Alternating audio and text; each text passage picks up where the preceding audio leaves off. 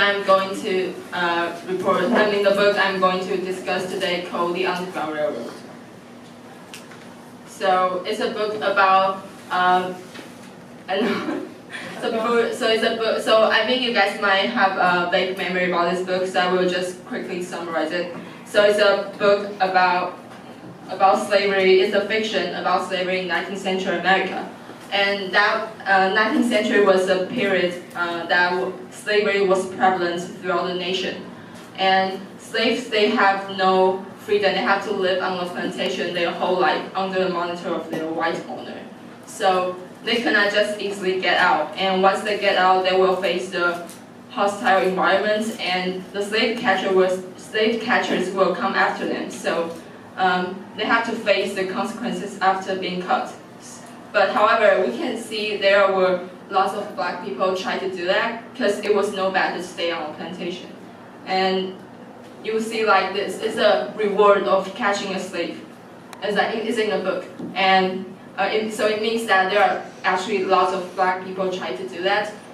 That's because so we can see the human nature is revealed because no one wants to obey others unconditionally, which means all the time. And so Cora was the main character, the heroine of this book, and she follows Caesar. Caesar is another slave on a plantation. So they sneak out of the plantation one night when she was about 14. So there's a question for you guys. What does a home or a family consist of for you? What's the factor? Like maybe the connection between members or memories you guys make together. Someone want to answer my questions? People live together. Like the connection? And computer. That's a home. Like goldfish. Like the goldfish. We can pick somebody if nobody volunteers. You could earn more goldfish if you answer my question. Sabrina.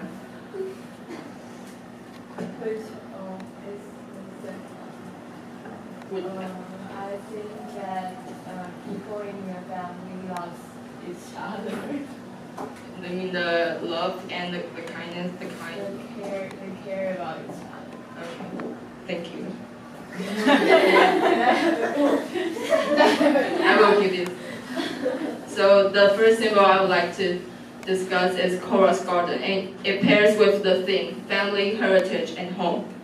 And what's heritage? Heritage is features that were created in the past, and it has a historical importance. So it could be something physical or invisible, but if it's physical, it means that you can see or touch, which means it's real, like buildings or jewelry, like rings or a necklace. If it's invisible, it could be someone like it could be like the spirit or the tradition of a culture. So the garden is a really tiny land. It's about 3 yards square. So 3 yards is about 2.7 meters. Okay, so you guys can do the math. So, and this garden was passed down from Cora's grandmother, and after her mom ran away, she has ownership of it. Cora has ownership of it. So this garden is Cora's inheritance. This is the most significant and physical piece she has, and it's not only for planting. It's for planting too, but there's more. But this garden brings Cora vital hope from her ancestors back in Africa. And so I just explained physical before. It's something you can see or touch. So that's something's real. And there are 3 forms of home in this book. The first one is a physical one. That was the cabin on her. That was her cabin on the plantation. And this one is, the irony is that this one is a home she tried to run away from. However, once she got out, identified as a runaway. This is the safe place for her, because once she got out, she has to face the hostile environment out there. She might be like increased. Her chance of being killed might increase.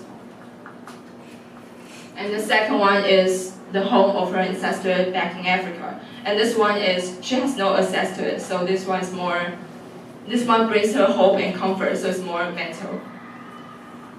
And the last one remains unknown. This is the one, the most ideal one. She's still looking for it, and so so we cannot indicate a particular place immediately. And it has to be said it could be a journey. It could be her journey of seeking freedom. The journey is the home. Is it like? So second symbol is the freedom trail, and the freedom trail pairs with the theme death and freedom. So how death and freedom are related to each other might be a little bit confusing at first place, but the freedom of a slave in 19th century for Black people is actually built on countless deaths.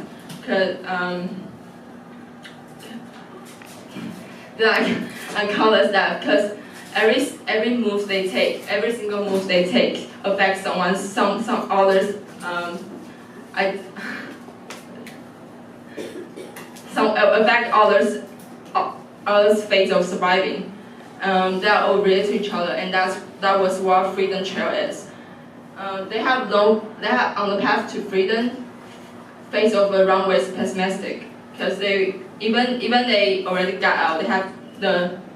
There will always be the unfair there will always be more challenges for them. So someone might say that staying on a plantation leads to death too. It's just more slowly and silently processed. So someone choose to get out because they think it was no better, as I said before, it was no better stay on plantation because you will be abused and have no free, and all you have to do is work and listen to your owner. So they would choose to take a chance, give it a shot.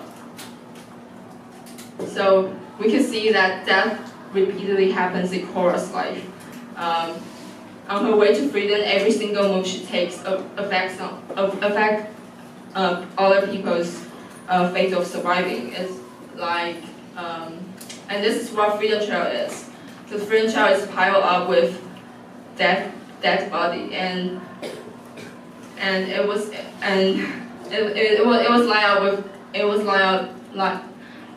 the dead body lie out the freedom trail. So the Blacks was not allowed to count how many of their people died. Even they could not hold any memorial for their friends. Or I think the most painful and heartbroken is that they could do nothing except for watching the tragedies happen over and over again, and they might even have to worry about that someday this fate will fall on them. So we could see from this symbol and this the freedom trail that there was no true freedom for African American at that time, because even there were some free black with past, but their rights could be taken at any time by white men with any excuses. So it was really miserable. And so I think it's a really profound book with deep thoughts worth exploring. And I mean, although it's just a fiction, but it somehow changed my perspective to the U.S. history at that period and about discrimination at that time. So I think it's a really great book. I will read it. I've read all of it, but I think I will just read it again. So this is my presentation for today. Thank you.